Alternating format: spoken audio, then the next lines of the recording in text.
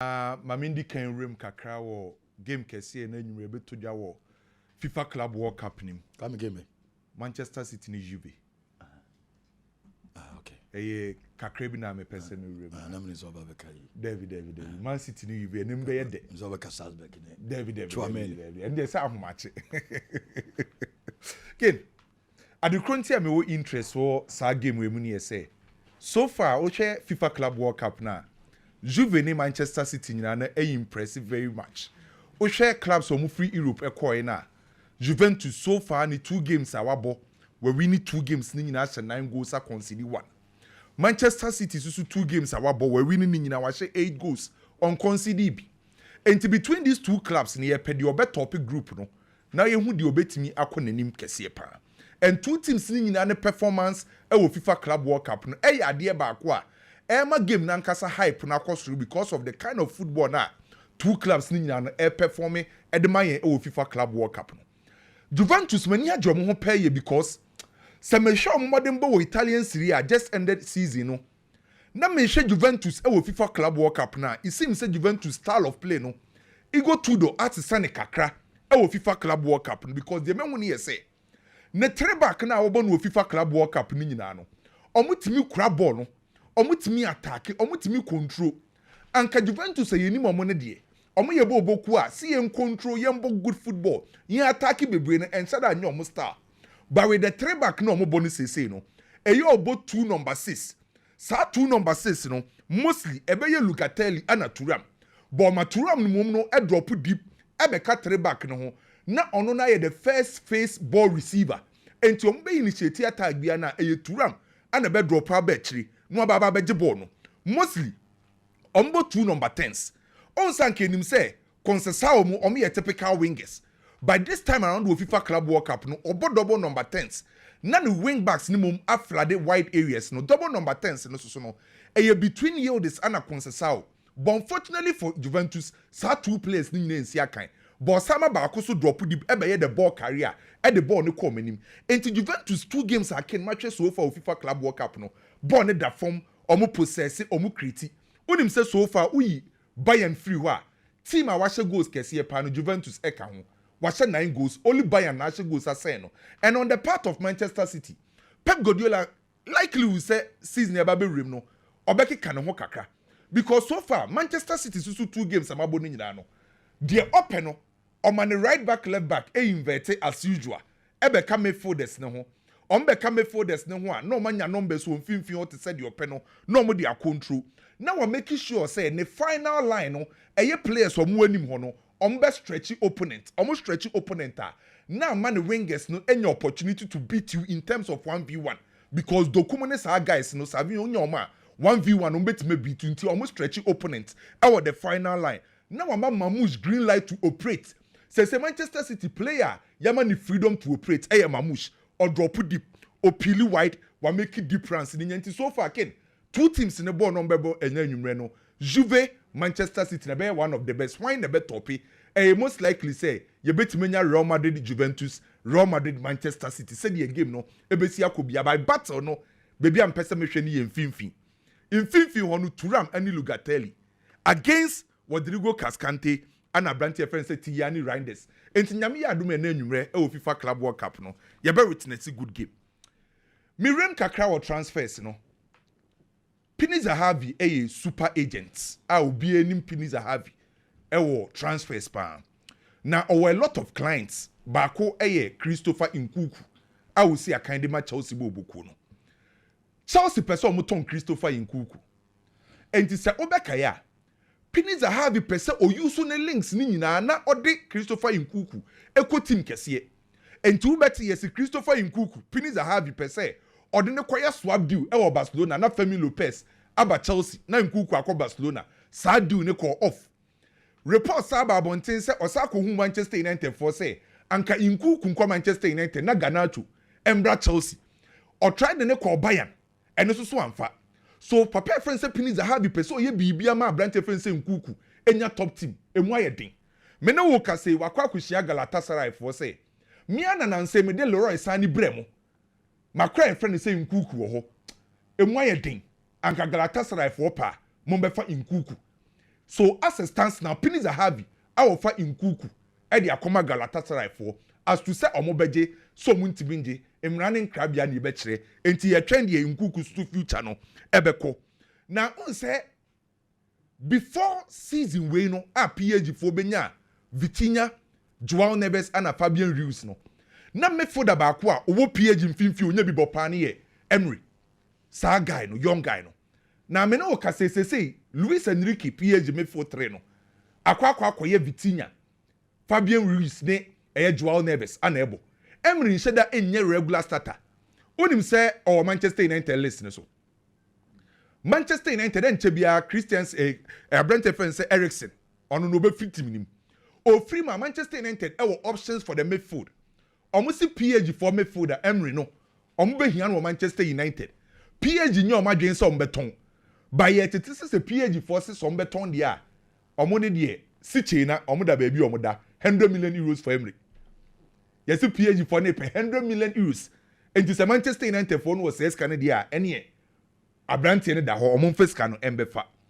Nanu na yede betu dwa say Darwin Nunez. One Napoli for di nkoma akomanim pa. Na team ba ko a omo mi AC Milan. Ken say AC Milan for so match omo ho. Eskana Liverpool for bobo no. Omo AC Milan for ntimi enti say de Darwin Nunez no uko Europa as it stands now. Akoye Napoli for nko AC Milan for atwom ho afri Darwin Nunez edi onim. Na eno na edimi Real Liverpool. Where the kind eyi Milos Kerkes ni unveiling in the presentation bibia. Ken Liverpool for nani abre. Omo say aka 2. Di omato toni nyina Liverpool for say aka 2. Na sa 2 no center back baako, striker baako.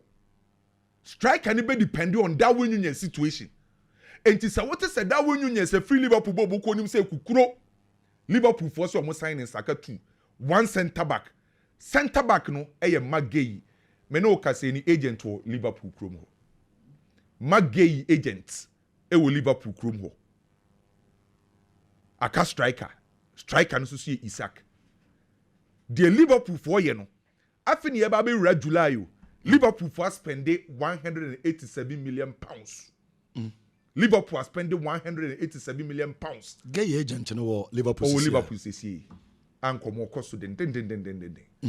On say or catch a Liverpool for say obeba I just saw my promising the playing time. Enti minim the Liverpool for catch them Magay ni agent. Ama agent na ko piem Liverpool. Just a Konate kwana. The akeka ko idie. Konate so me won story wa ha say. So say Liverpool for na cut 2 signings, a striker eye Isaac, then eye Magay your center back. Na Nico Williams there no on say Barca for instance dey be am fa update am bo mo ntwemaye. So update keke wo ho ni Nico Williams.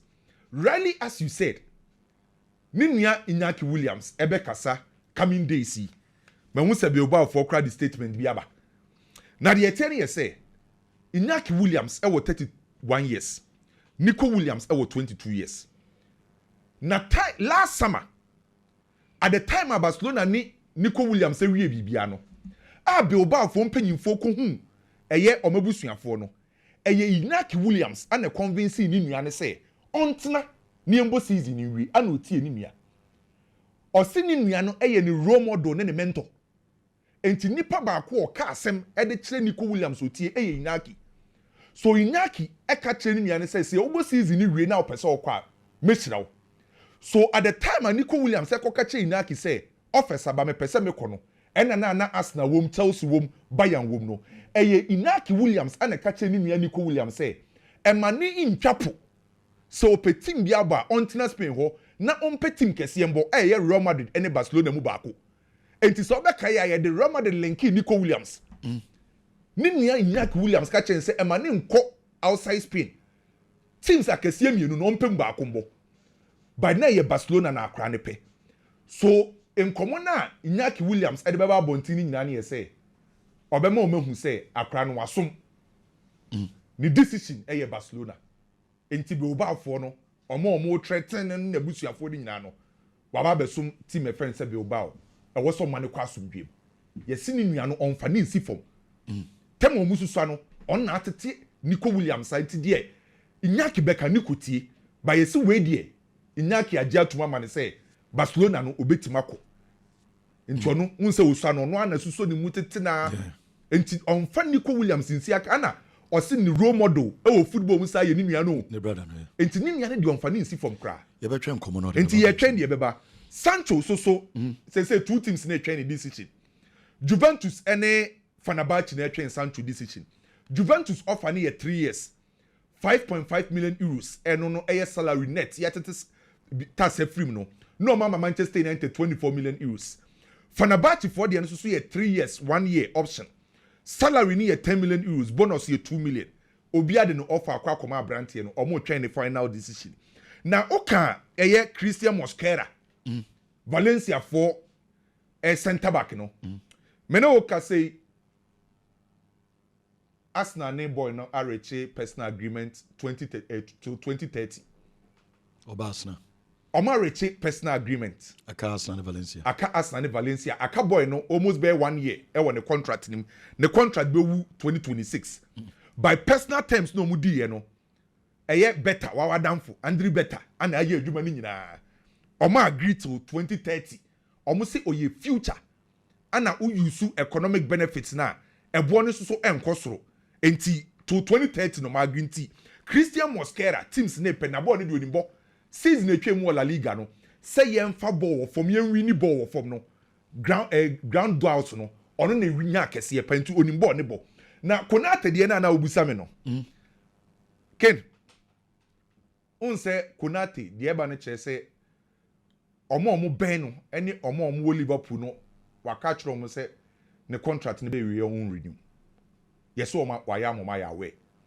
na PSG yabeka PSG yabeka Real Madrid onim latest club also de ne ho agim Barcelona Barca Konate yes na onim say Barcelona Inigo Martinez e wo 34 years until the next 2 to 3 years untimi rely on Inigo Martinez Araujo ni Christensen on person mu jaba akokwan until future no the oba partner Pau Kubasi no Barca for say Konate no oba obeba free until Barca so de ne ho agim but omo ben Konate ne say teams omo peni nyina na Real Madrid na e favorite by Barca latest so omo so de omo ho agim na Frank say Ivory Coast ni abrantie no waka che ni agent say ompeti mo Italy ma no and the agent no any AC Milan Napoli ana Roma twetwem komo omaka che ne say be bi aduru no so betima sa return ya ba Italy dia ne 40 million euros or no Saudi no onte so enti Frank say episode sa return e de ba eye Italian sea na me no wie no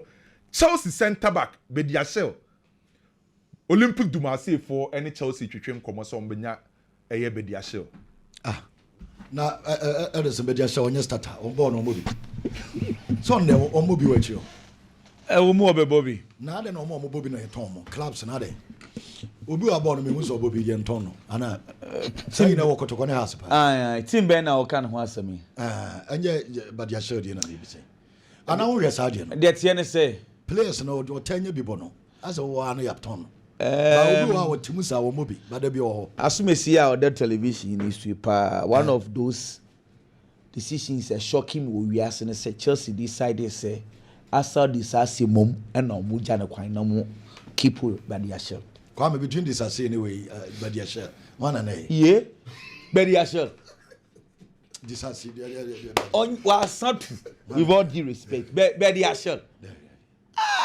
sir I didn't understand because you disaster on the level no form, but he was a better defender than Bediashel. And this boy in Kakra class or conference no come say or national team. Why? Wait. National team no say who plays oh. Okoje Olympic Marseille. William Saliba mu cry Bobby na why? Marseille path. No, but wait. Oh, okay, Jai. Media info here. What the come say? Yeah, bro, say I'm on photo and catch other clubs and say we see rating idiot. Catch other clubs on no more fun way. Chelsea for no woman who be near. Signings nibi wa nkoye. Sometimes you agree, then you move on. You agree and you move on. You see, talking about defenders, for instance, yeah, the Arsenal 4 year, the Andrew Better a year or Arsenal. No. it looks like I am beginning to have a feeling we say Arsenal are rather strengthening their defense because their signings are not going to improve their first 11. Tio, your season, now we are analysis of your team. You know where to strengthen. Now, Obia Washa Arsenal team over the past 3 years, him say Arsenal weak points, number 9. What's the making? Now, the signings Andre Beta is doing at Arsenal, those signings are not coming in. Say, be improve Arsenal first 11. Rather, a bench warden all strengthen. Because, for instance, Kepa, to David Raya. Kepa is replacing Neto. Okay, you're fan too. Defender no more, midfielder no more fan. Christian Nogard. Or be replacing Jorginho, a direct replacement for Jorginho. And your party the NB Zubimendi no. It's Nogard says Zubimendi cry available. He's going to start from the bench. Now Ashamu okay. Say Christian Mosquera na Oba be to Gabriel Magalhaes and answer Saliba. He's going to start the game from the bench. Into Arsenal signings, they are not improving their first 11. Rather, they are strengthening their bench. But Arsenal, what do they need? Say team with Lake now or strengthen the bench. I understand. Because the first 11 is good enough to win the league. But your first 11 is not good enough to win the league. You strengthen your first 11. In Miami, one pass say, yes, Arsenal are trying to do some signings, but we cry them in few seconds. With all due respect, Arsenal or Gabriel Saliba, or Gabriel Magalhaes, or Calafiori, Ben White Timibo as a centre back, Jurgen Timber Timibo as a centre back, Jacob Kiwior Timibo as a centre back. How many of them now I mentioned? 6. Also confirm Mosquera Sanswaba. For what? Some of the decisions, I mean, or for me to say Ben White. Ben White in the style no ye center backer. Ya more do no as a right back. I hate to say Jules Koundé na or Barcelona no. A natural center back. But it's a style of playing. It's ya more do no as a right back. Now, the situation is in the dia.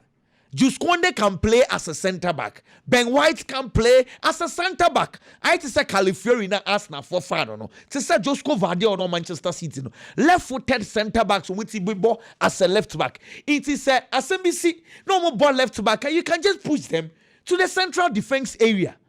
It is a what to know why you careful kakra about that area. Well, Arsenal more than enough. Nemo me see analyzing the Arsenal team. Maybe Arsenal here pay a right back. A natural right backer, they be an or attack again. When last did you see say Arsenal? A fullback, men for left back or crank or attack baby. Why? Say a natural right back and say a natural left back. How to say acquire far ball now the ball in the wings for what they will be. Recently, you don't see that. Arsenal a giant wing playing in the Bukayo Saka and Martinelli. It is sometimes a Bukayo Saka who game no swa. Now say Oma shorty because their fullbacks are not those flying fullbacks nibi. Well, Barcelona defenders no. 6 centre backs. Pau Kubasi, Inigo Martinez, Eric Garcia, Ronald Araujo. Segi Dominguez akwadan se say the oko ntie kwan se say 5 Christiansen ka ho ken ye be start season no ani say ye wie ye obia nim say Ronald Araujo obefi club di mu akọ until ye wana Barcelona extend Ronald Araujo contract and Barcelona deko onu anka say nanu say one of the best center backs I will see Ronald Araujo. Not just that people were not fair to him. Now Ronald Araujo or the pacer Barcelona highline Ronald Araujo beti miabo inti akaso bet say the coach ne chira se kekrebi Ronald Araujo ye good to go enunti ana defender Jonathan Tah yanka na asemu biewa Barcelona moving on into all this while you'll be able to say Christiansen and obeko because Eric Garcia there was cementing the position Ken say Christiansen beko. That's a Juventus deal for Ronald Araujo near possible. Then the only option to look at is any Barcelona for Pesca. Because Sika and Mbeumo tongue Ronald Araujo is here. What did me show you say? Now, last year, Bayern Munich for the 2 bets ever for Araujo. First bet now is 70 million, 20 million add-ons, a couple by 90 million euros. Last year, Barcelona said no. Second bid they call 80 million cash down, 10 million add-ons. Barcelona said no. Today, Barcelona bet on Araujo only for tempo. When we say.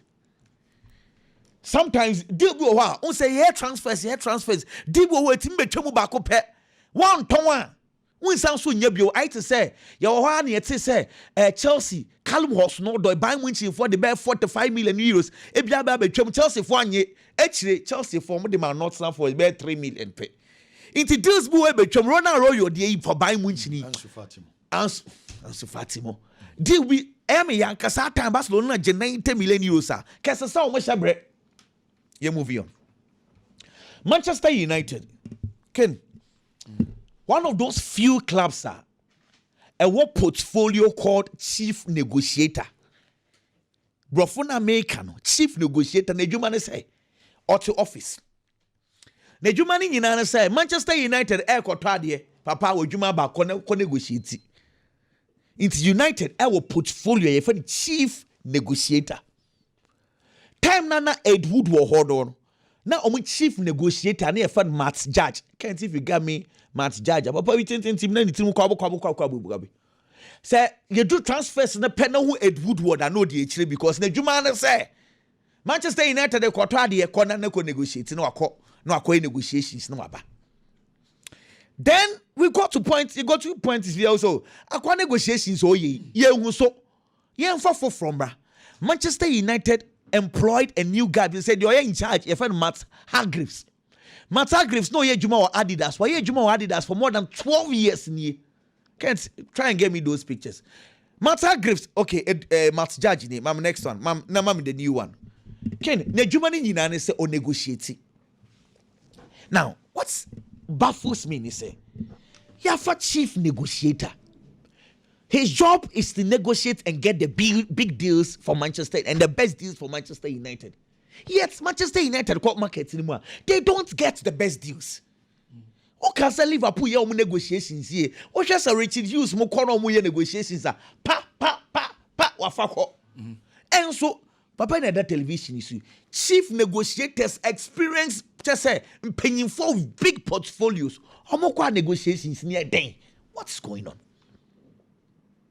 Okay, last year, on 1 year, Mason Mount deal, on 1 year, Ramos Højlund, Onana 2 years ago. He's the one doing all the deals.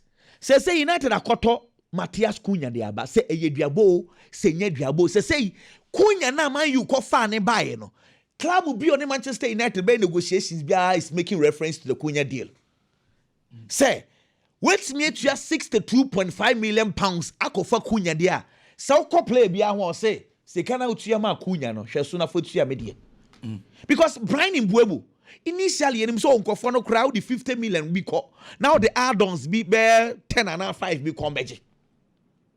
Now Brentford says that Sikana utua ma Cunha no we believe Brian Mbeumo is a better player than Matthias Cunha. It is what your sister 2.5 for Matthias Cunha there. Give us more than you paid for Cunha. And they delay negotiations. And when we at Brentford for 6 years, Cunha at for 3 years, for Wolfsburg for 3, Vom 200 for 3 years. Now they tell us say 3 seasons in year. Last year alone, Brian Mbeumo said 20 Premier League goals. Matthias Cunha has 15 Premier League goals. Mbeumo was just 25 years, Cunha was 26 years. In terms of numbers, Brian Mbeumo was sort of Matthias Cunha. But Cunha now bought bigger club according to my Let's Go Madrid Leipzig Munina. But we know England won now, but Brentford I insist on say England won now, and yet disadvantage. It is rather advantage to you because it's the Premiership and I say. Okay. If you've been able to pay the 62, give us more than that. Say, Manchester United for now pay 65 million. You close to deal no. Real Madrid 65. Wow. Ken, Real Madrid 3 seasons in here, Omania 46 penalty kicks. 2 patches. maybe calculations be actual. Me and my calculations. Sir. What the farmer man? Now, me person business all patches saying. Me some calculations are my end. And 2 patches saying. How was this in 3 years? 3 years, 46 penalty kicks. Madrid for. In few years, 40 saying. 46. 50 years, they will do the now much saying. 46. Almost say mu 15 and almost say mu 31.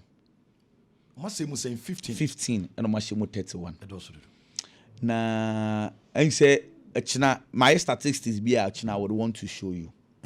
With reference to the penalty kicks na coach here complains about. Almost a penalty. But when you penalty, Papa? 46. 46 in 3 years. Last year, this just ended season. Omunya 19. Just ended season. Yeah, 19. Barcelona for you. Some tackle and go penalty. Barcelona for Sumi. Biggie. Send it to Barcelona for Somudika. Almost same Mbappe ni Vinicius ni mtwintra. Obi fast to twi box ni. Ya mama de omo ntwe ho. Ebi ano mo de outside. 46 in 3. Ya mama de ne white. 3 seasons they also do. Ade. And then akwakuka the last 19 no. Almost 12 no, say 7. Okay. Last night, almost 12 or 7. Ken, my mention here from Real Madrid. Stories by say Real Madrid they kwa kope striker. Striker no mo kwa kope ne ya Ante Budeme. And na Real Madrid they kwa kope no de na ba be team ni mo. And now sama ye hu say Real Madrid feel say akola e friend say eye Gonzalo Garcia. Ball our ball club World Cup ni mo no. Omo be pese omo be rely on yes akola no.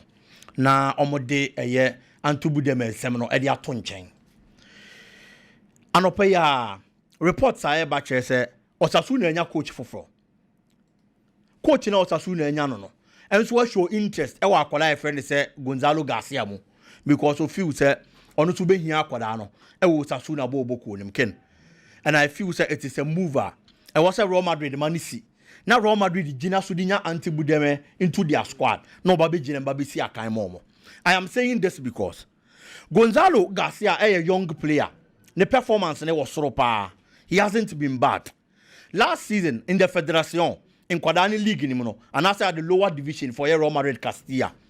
About 36 matches. 36 matches no boy no. Or share 25 goals ewo.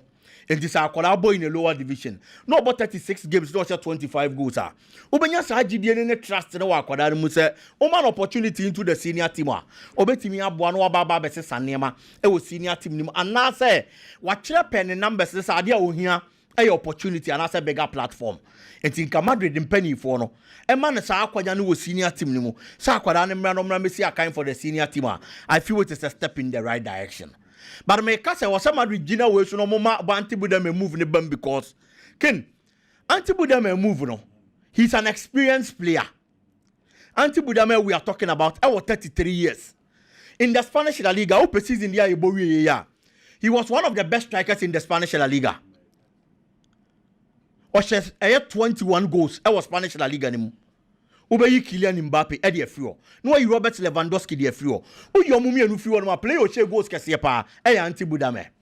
Last 2 seasons, Oshes 17 goals. I was Spanish La Liga nimu. And for the past 2 seasons, Oshes 17 bako no Oshes 21 bako. That consistent performance has been there. Or your experienced player, unlike a player friend is Gonzalo Garcia. Ante Budeme is an experienced player. Oma Gonzalo Garcia tena. Do baba be say a bench no baba be tena no man opportunity to Madrid. Afei no baba be the experience in the Premier League and the learning curve. E wo Real Madrid bo boko nim. It is a Kylian Mbappe ni ho. Now we ye change. Now the Gonzalo Garcia aba. One kasa wakoma many deep within you. Unim say the akwala o ye inexperience a woni gidie woni mu na eba. But all man akwanya no because our prospect. No baba be bo e bia no watimi aye bibi. But Buda me akire say in the absence of a Kylian Mbappe I was Spanish La Liga nim de odine ba mu a ubetimi anya gidie woni mu. Enti se Osasuna pe wo player no a oye young and inexperienced a Osasuna fana sa learning curve ni opportunity na Madrid wo de be ma no eno kwa na be yan kakra but Osasuna be ma no fully because ono the typical number na say the main striker no e na e ba be ba wo ho no enti mo cross carpet na wo akola anako na adeɛ na ɛsɛ sɛ osua wɔ Spanish La Liga nim no wakɔ akosua mistakes ɔbɛyɛ wɔyɛ ma Osasuna poor performance ɔbɛdan na di ma Osasuna na wo wagye refined product na yɛ anti-Budame no ɛde aba wo team nim after a year or two Budame age ne ntan kɔ so biem na abɛma na kɔ no na wakɔla na ɔde ni kolo na gye ni saa experience no ɛwɔ La Liga nim a afei wo fa na ba ɔbɛnya gidie ɛnso wɔ nimu wo yɛ no ni free hɔ no ma anti-Budame price tag can the release clause 8 million euros when you kai be Madrid. It's in a few say Madrid ma move we see it is going to be a win-win situation for Real Madrid. It's almost making sure some better now moving abaso between these two teams than the conquer both players. Can moving on. Still in Madrid, Atletico Madrid Bobo Kono. Coach I friend said Diego Simeone wants to take a decision. Decision Opeso taking is o few so be here player Alabama goals pa e won animu honom. Enti striker Manchester United e penal. Arsenal e penal, Victor Gyökeres, any other teams in so penal no. Atletico Madrid yo mo kwa gym. No mo so ahwe so betimi anya striker and naba. Na Atletico Madrid decision no beso take no. Opeso ton player baako. Player opeso ton no e Alexander Solot. Omo the 40 million euros price tag na to Solot so. So omo nya buy omo meja abrante na manako. But the entire me this ankomo we ne say. O Atletico Madrid season no mo boy last season. The best striker na ye Solot. In terms of play, ball. Ube Julian Alvarez, no doubt. But open striker no ma goals pa. Na you play a friend is Alexander Solot. Because Alexander Solot matches or boy, any numbers or my no, or prove yes or better than any striker. I want Atletico Madrid Bobo Konim. Can the season na boy no? Or share 20 goals and a demand Atletico Madrid Bobo Kono. Or about 35 games the Mao. But out of those 35 games, or starting only 15. And to only play or your starter. But even with almost starting while Atletico Madrid Bobo Kono Mumpono, a branch animal numbers, and so the chance uncle for no. Player your friend said Julian Alvarez about 37 matches. 37 matches no boy, or share 17 goals. And Drew Solot today, or started 30 matches, and a demand Atletico Madrid Bobo Kono. Solot only started 15 games. It is a whole compared the two. Solot performance now was so the China there. For Antoine Griezmann, the least said about him the better. It is a whole POB. I'm an free club anymore. Looking at the numbers game one. Meaning this is say yes Solot because he did well than these players. Atletico Madrid positions was in the focus no making sure so be failing no. And those who tell looking at the striking department, especially their left back position because he's in a boy now. Javi Galan born and your papa. Ultimately Didier was spilling quota more as a left back. And these are the positions that we focus on. No making sure so be strengthened rather than looking at positions I fixed that na near me kind ewo. Ken, moving on. Arsenal extended the contract of a player. I friend say I'm left back Marcel Louis Kelly. And seriously speaking, it is one of the news I'm a TM pa. Na kwa kudi nkomona oka. Say you Arsenal obo fullbacks are. Omo ye attacking at like omo attackingly. Omo what that instinct. I bought him to go in forward. Didn't so be humbi. Arsenal bobo konim because almost obi no bebo left back position. Almost obi no bebo right back position was Arsenal. Most of them normally center backs. And Mikel Arteta na nkasa convert yomo. And the team ba obo right back the Arsenal it's a center back. And they are converting it to the right back position. Obetimi abono solidify position in the amount. But attacking wise, almost a lot of options. But converting Marcel Louis Kelly bebo the left back position no. He's been doing that quite often to help the Arsenal team. Because no a midfielder. It is say young koye ni man kasa no problem on fama no to be the left back position. Or more options or supported the attack and so anymore. And he's been doing very well on platforms that would deny your ball games, especially the big matches. Now you move be as a ball now wabono on your bigger opportunities to bet me a ball. At the big level, at the highest stage, obey me a ball. Akwadane Chere. Against Manchester City, he was superb. In the semi-finals, quarter-finals of the Champions League, on the Real Madrid Bobo Kono. Akwadane performance, our dine duo park and so on. It was super. It's in a clearly. Proving and say he's one player is into help the Arsenal setup. And that's inverted fullback role. And your player be an ultimate in the money. Even those experienced players, or mobile fullbacks, again experience they could out your mobile heading. But Nina Mwakodani Jiremu, Esiakan Jumama Asnanya and some Faswa. Such players you have to keep them. And we shouldn't forget so you're very young. And the fear of Arsenal so they say, "Hey, Tete Madrid that shot any needing come possibly and miracle anymore. Or Babe free agent Madrid best step in. No ma baba be fa akwadane de akọ. It is Arsenal atenase ehu akwadane more the money in the performance. No more the contract amano. Am na extend there. I feel it is a step in the right direction. It is very good for the Arsenal team and going for the best Arsenal bobo. This is left back say we are so to saying Akrawi. What the better saying position by. Left backs. Left backs it will be assist here. Some say 1 and 2 in a year. Nuno Mendes and Bardi this season. Yeah. So Bardi no could pry in a call. Yeah. Na I am 1 and 2 no. 1 and 2. 1 and 3. 3 they made the Grimado Beshaw. Grimado. By Leverkusen. Obobo. Obobo pa. Grimado say last season and the last 2 seasons. Last season. Across a big games of Benagro. Oh, he did very well. He did very well. Okay. Yes. And then I'm so ma. Yeah, Kuku so crowd. Kuku. Yeah, Kuku. So Kuku crowd and count is. Them the Kuku be third. Nam the Grimado about fourth. That be Kuku so too bad yana. Kuku omo nyina so no ono oyi Nuno Mendes free wa ono na wo bibia bi. Body boy Champions League. Yeah, na Kuku Conference League in front of him betoto. Champions League Kuku Conference League. Bibo Champions League and level no so. As a presidential cup. Okay. Hemo bombo just go vadio ma hwemo saa. Oh, vadio. Ebi na ye kind of center back so. Yeah. Also Obon Wendy. Just go vadio boy. But no mo dey. Jacka money you no be.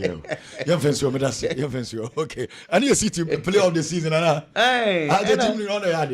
Okay. I mean, come on, but Mr. Bismarck Timber, Mr. Bismarck,